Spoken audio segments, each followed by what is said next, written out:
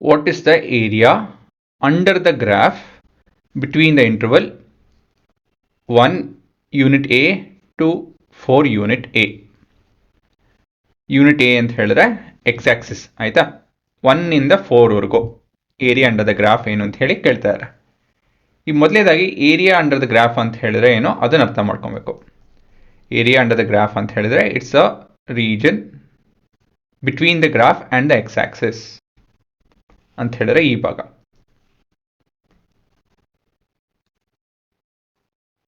This is the area under the graph.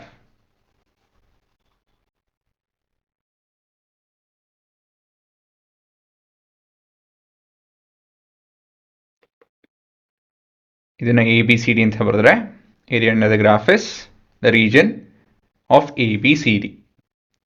ಆಯ್ತಾ. ನಾವು 1 to 7 ಅಂತ ಹೇಳಿದ್ರೆ ಇಲ್ಲಿಂದ ಇಲ್ಲಿವರೆಗೂ ಏನೇ ರೀಜನ್ ಬಂದ್ರೂ that is the area under the graph. So it's area under the graph ಅಂತ ಹೇಳಿದ್ರೆ it's a region between the graph and the X axe ಅಷ್ಟೇ, ಇನ್ನೇನಿಲ್ಲ. ತಕ್ಷಣಕ್ಕೆ ನೀವು ಇಷ್ಟೇ ತಿಳ್ಕೊಬೇಕಾಗಿರೋದು.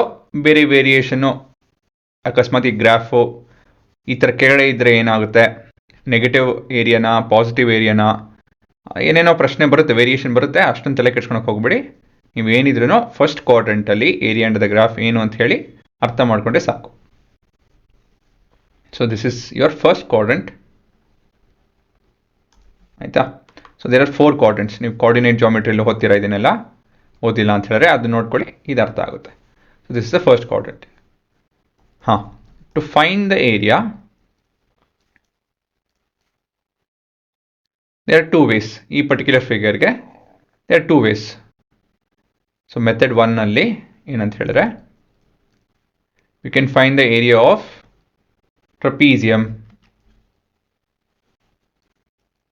ABCD. ಈ ಏರಿಯಾ ಕಂಡುಹಿಡಿಬೋದು ಡೈರೆಕ್ಟಾಗಿ. ABCD ಇಲ್ಲ ಅಂತ ಹೇಳಿದ್ರೆ or method 2 find the area of ABP.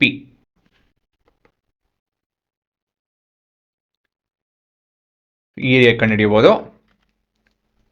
ಈ ಏರಿಯಾ ಕಂಡುಹಿಡಿದು ಮತ್ತೆ ಇನ್ನು ಮಿಕ್ಕಿದ್ದು ಯಾವುದೋ BPDC ಈ ಏರಿಯಾ ಬೇಕಾದ್ರೆ ಕಂಡುಹಿಡಿಯಬಹುದು.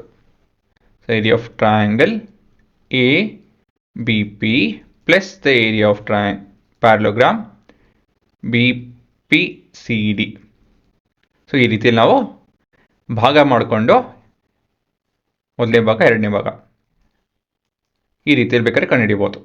ನಿಮ್ಮ ಟ್ರಪೀಸಿಯಂ ಫಾರ್ಮುಲಾ ಗೊತ್ತಿಲ್ಲ ಅಂತ ಹೇಳಿದ್ರೆ ಇದನ್ನು ಉಪಯೋಗಿಸ್ಬೇಕಾಗುತ್ತೆ, ಇಲ್ಲ ಅಂತ ಹೇಳಿದ್ರೆ ಇದನ್ನು ಕೂಡ ಉಪಯೋಗಿಸ್ಬೋದು.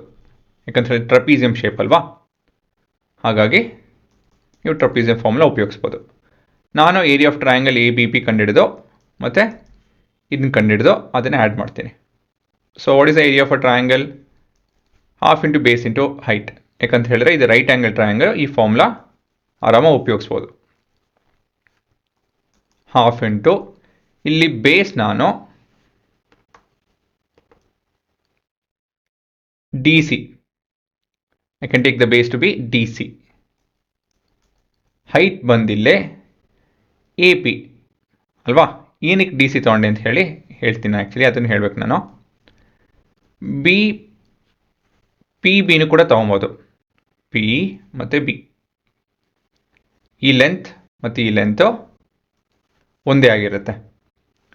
BP are PB and DC are of same length ಅಲ್ವಾ. ಬೇಸ್ ಅಂತ ಹೇಳಿದ್ರೆ area of base of the triangle ಅಂತ ಹೇಳಿದ್ರೆ BP which is also equal to DC into height is AP.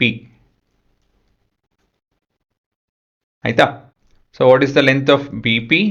It's same as DC, that is from 1 to 4 ಅಂತ ಹೇಳಿದ್ರೆ 4 - 1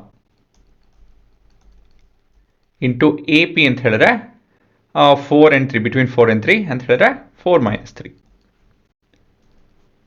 ಈ ಉತ್ತರ ಏನು? Half into 3 into 1. So which is 1.5 unit A into unit B. This is the area under the, not graph, entire graph, but area of triangle ABP. ಮತ್ತು ಮುಂದೆ area of PBCD which is equal to length into breadth. Length ಇಲ್ಲಿ DC ಆಗುತ್ತೆ, breadth ಇಲ್ಲಿ PD ಆಗುತ್ತೆ ಅಲ್ವಾ. ಇದು ನಾನು length ಅಂತ ತೊಗೊಬೋದು, ಇದು ನಾನು ಬ್ರೆತ್ ಅಂತ ತೊಗೊಬೋದು. ಸೊ DC ಎಷ್ಟಿದೆ 4 - 1 into PD is 3 - 0. 3 - 0. So this is 3 into 3, which is 9 unit A cross unit B.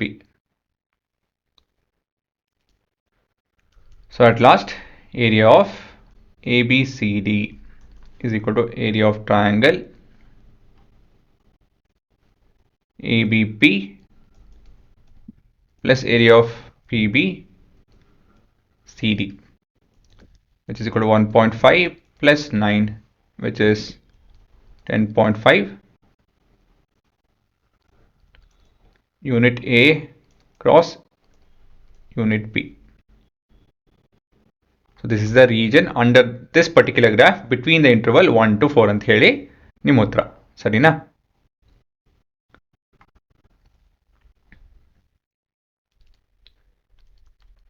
The area under the graph between the intervals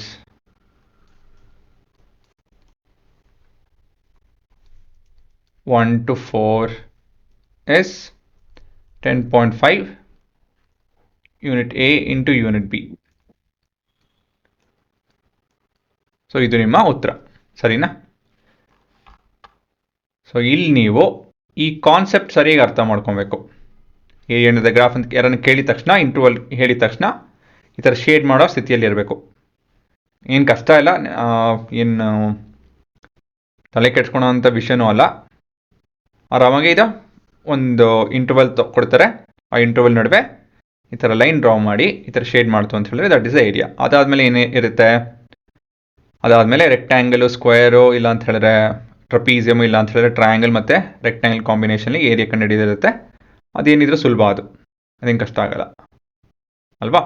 so ಇದೇ ನಿಮ್ಮ ಆನ್ಸರ್.